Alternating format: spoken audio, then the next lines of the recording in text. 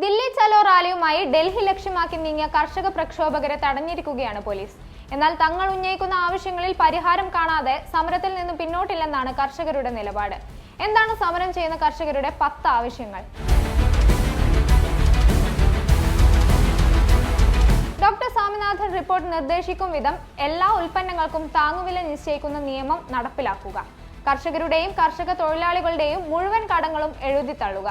2013 ഭൂമി ഏറ്റെടുക്കൽ നിയമം പുനരാവിഷ്കരിക്കുക. നഷ്ടപ്പെട്ട ഭൂമിക്ക് നിലവിലുള്ളതിന്റെ 4 ഇരട്ടി നഷ്ടപരിഹാരം ഉറപ്പാക്കുക.